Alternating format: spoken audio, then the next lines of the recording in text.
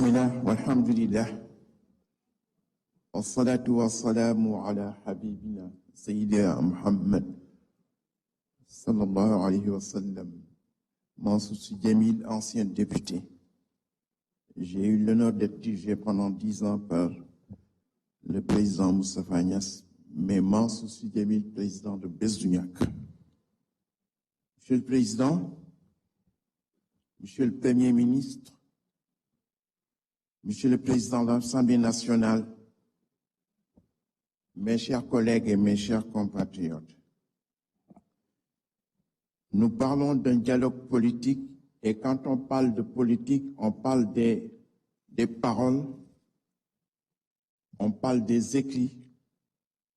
mais on parle également des actes. Et en matière de dialogue national, j'ai eu la chance, après 40 ans d'absence du Sénégal, quand je suis arrivé, le mois où je suis arrivé, j'étais dans le dialogue national de 2008.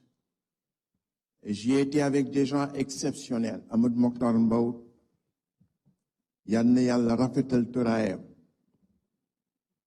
Tanor Dieng, Maïmouna Kane,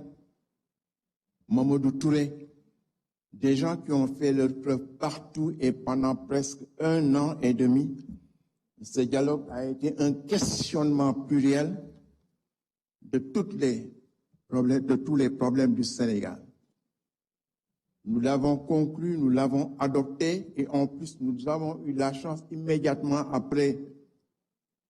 le dialogue. Les assisards sont venus au pouvoir parce que c'est eux qui ont battu Abdoulaye Wade et qui se sont présentés. Donc on était majoritaire à l'Assemblée nationale.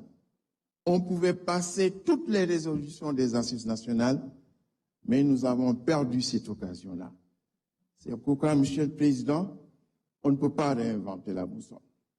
J'ai entendu plusieurs fois Monsieur le Premier ministre se référer à ce dialogue, se référer aux conclusions des assises nationales. Je voudrais qu'on dépoussière ce document-là et qu'on essaye, c'est un éternel recommencement, il est vrai, mais qu'on essaye de tirer profit de l'ensemble des questions qui ont été débattues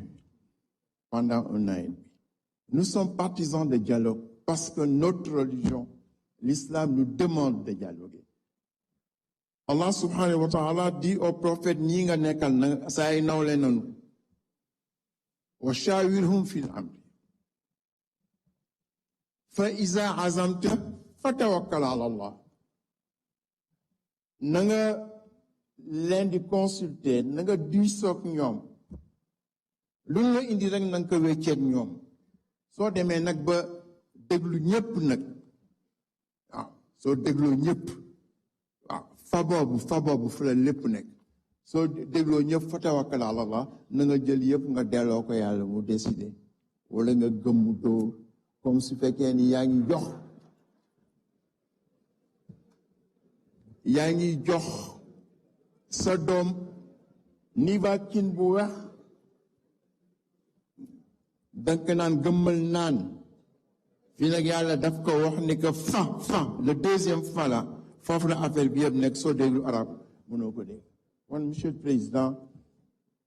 les résultats de ces consultations là su fekkee ni wét nga ak sa bopp nga seet lan moo si gën nga gëmu dóor.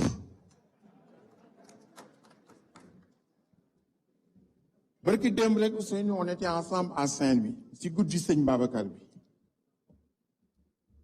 foofu wax naa leen ni ki ñu sauvé ñun ñii jullit mooy yonent Yàlla Moussa ndax yonent Yàlla Muhammad dafa ràññaani bi mu demee ràññaani wax ak yàlla jox ko 50 prières par jour ndigal yóbbul jox ko sa ay ñoñ bi muy wàcc mu tasanteeg Moussa ni ko góor gi si kaw loo jëlee si moom mu ni ko 50 prières juróom fukki junne par bés julli par bés mu ni ko ëpp na dellu si góor gi nga waxtaan ak moom